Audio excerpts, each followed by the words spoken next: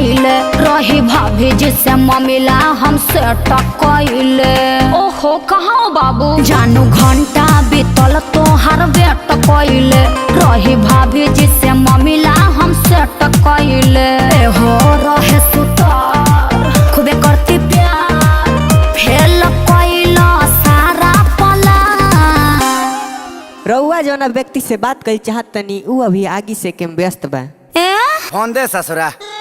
तापी पुअराए जान बैठे दुआराए जान घुसे गोली में ना देबे कुकुर भुआराए जान। तापी पुअराए जान बैठे दुआराए जान घुसे गोली में ना देबे कुकुर भुआराए जान।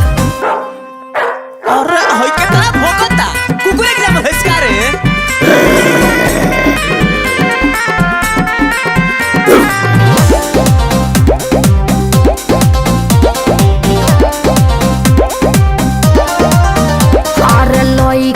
लइका के पूछ तू बाड़ो काहे न दोसर गली धके आवत पाड़ो।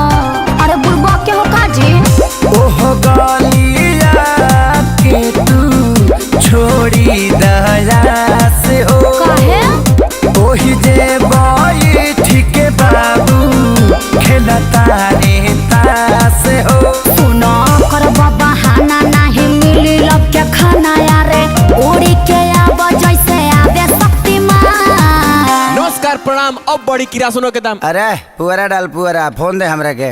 ए भैया लाई खैनी खा के अपना मनी से बतियावा। तापी पुअराए जान बैठे दुआराए जान घुसे गोली में ना देबे कुकुर भुआराए जान। तापी पुअराए जान बैठे दुआराए जान घुसे गोली में ना देबे कुकुर भुआराए जान।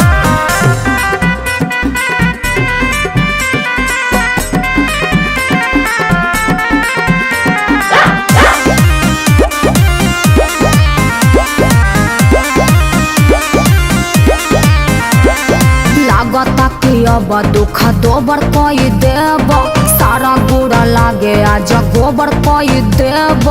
दिमागवा में भूसा भरल बा।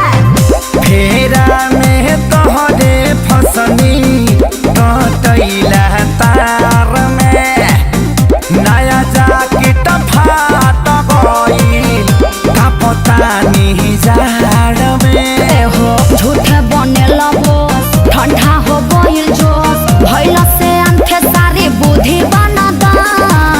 बुधवा डंटा मारे। हाँ भैया दे आज एक कुकुर के शुक्र ना रही। अरे भैया संस्कृत बोल लगल तीता अंति सीता था।